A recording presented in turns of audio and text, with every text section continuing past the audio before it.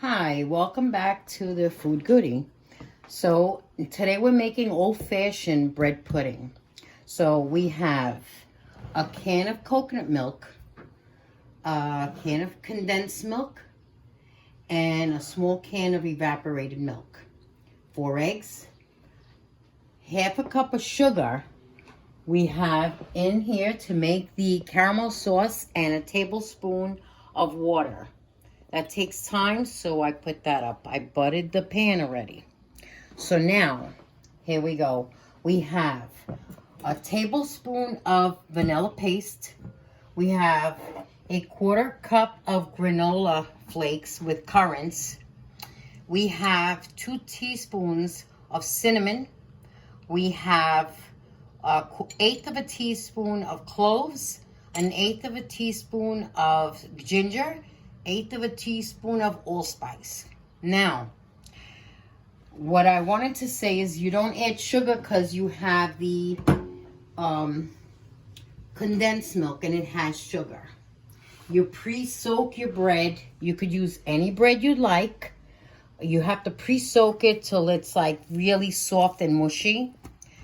And so here we're gonna start. Some people like fresh fruit in it. Some people like nuts or just plain raisins. However, make what you have on hand and use everything to your personal preference and taste. So we're gonna put the eggs with the vanilla paste. If you don't have vanilla paste, you can use vanilla extract or almond extract.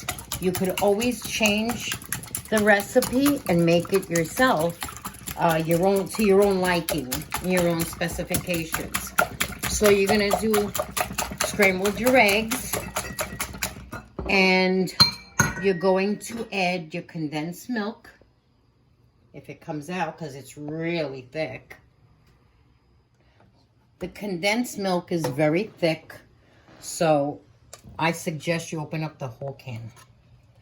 You could use any brand you'd like. Here you go, your coconut milk. About half a can. Your evaporated milk, the little can. And mix. It's a little tough to mix, but you had your cinnamon, cloves, ginger, and your allspice. I'm trying to make this as quick as I can. And what you do now is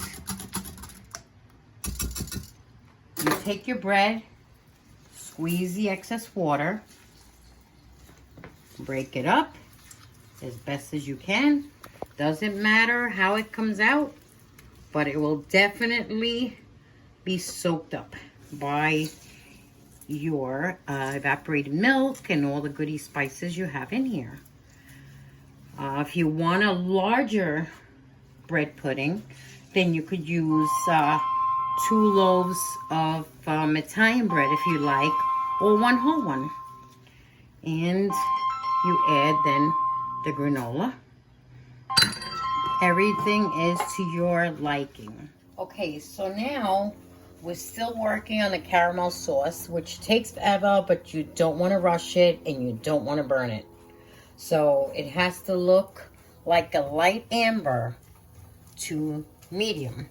So it's almost there, but not quite. So we have to give it a little bit of time. And then this is what this should look like. This consistency. If you feel that it's a little watery or anything like that, if you make that mistake, because sometimes I goof on that, you could always add sliced bread or anything like that. Break it up, put it in. So, I mean, that's like your bonding agent, but it's not going to be like this when it bakes. So we're going to put it on in an oven of 350 degrees. And you're going to bake it until you see it's nice and golden brown on top. not black, charcoal. It's got to be golden brown. And you will see that it all comes together, it all gets absorbed, and it'll be nice and dry. So we will follow along, and I will keep you posted. Okay, so this is what you do. Now remember, this is buttered. Here's your caramel sauce.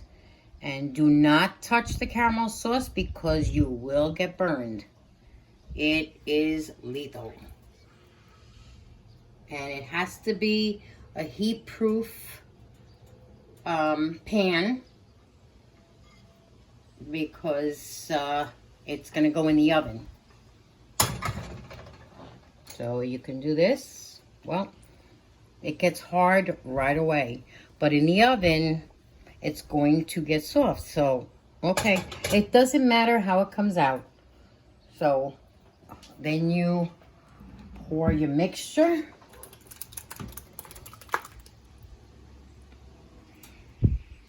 And that's it. Okay, so now you're going to put it in a baño de Maria, which is a bain-marie. You're going to take a pan that holds water. You're going to put water in it. Put this in first so that way you know how much water to put in. So about almost half of it you're going to fill. And then what you do is you just take it and put it right in the oven until it bakes. So you figure about 45 minutes to an hour on 350.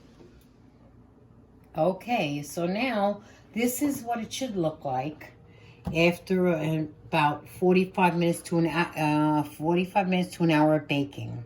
Okay, how you could serve it is you could scoop it out of there, or you could invert it. It's a little bit tricky, but okay, let's try it. Hopefully it comes out whole. Whoa, I'm having a hard time. Hold on. See, this happens in every kitchen.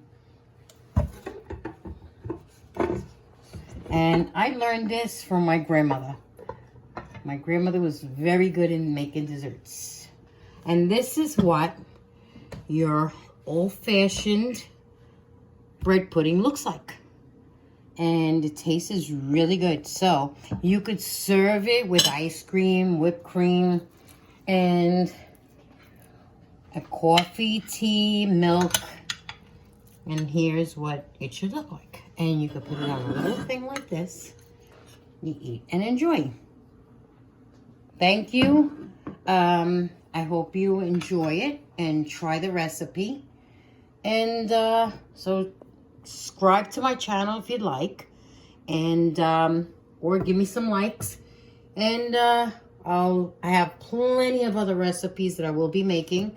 And my next recipe to come will be the potato salad. So hope to see you soon. And take care. Bye.